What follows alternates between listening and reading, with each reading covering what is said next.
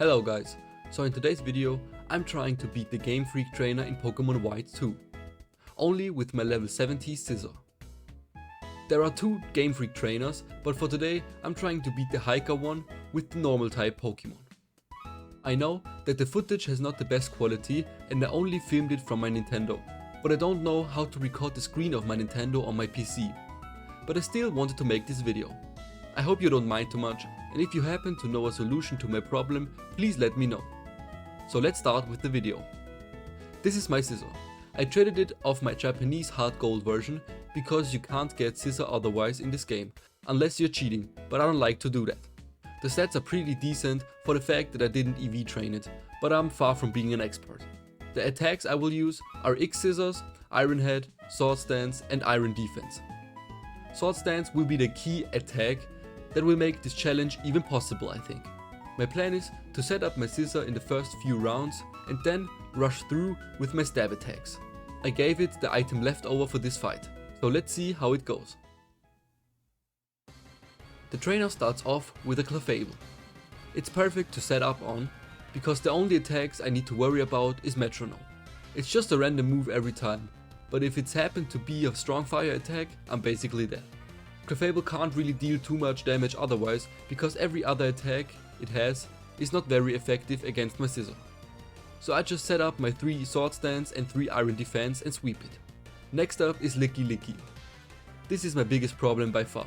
It has Fire Blast and swept me with one hit. The 4 times weakness against fire is just too much for a level 70 Scizor. I knew I had to level up my Scizor and try it again. So I fought a few Audinos and tried it again at level 76. I know that this doesn't stand in the title, but it just doesn't sound as smooth as level 70 does. Again, I set up my Scizor against Clefable, but this time it wasn't working so smooth.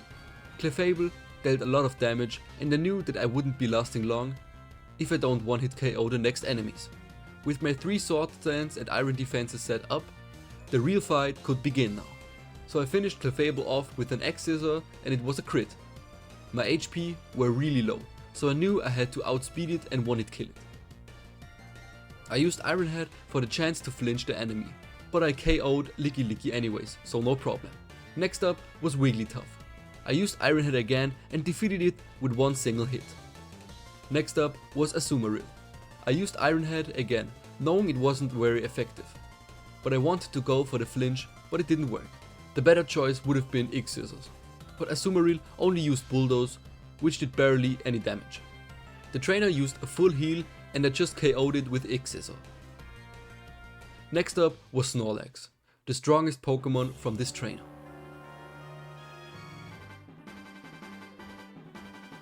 But I one-hit KO'd it again with my Iron Head. I really thought that it would be much harder than this, but Sword Stance is just too overpowered, I guess. Next up was this Alomomola, really weird name. I tried it again with the Iron Head technique, but it was faster than me, so this wasn't working out. It used Aqua Jet on me to deal a little bit of damage and I finished it off with Scizor. So this was the fight. With level 76 and one of the best setup moves for Scizor, it was really easy. If you guys want me to do more challenges like this in Pokemon games, please let me know in the comments. See you!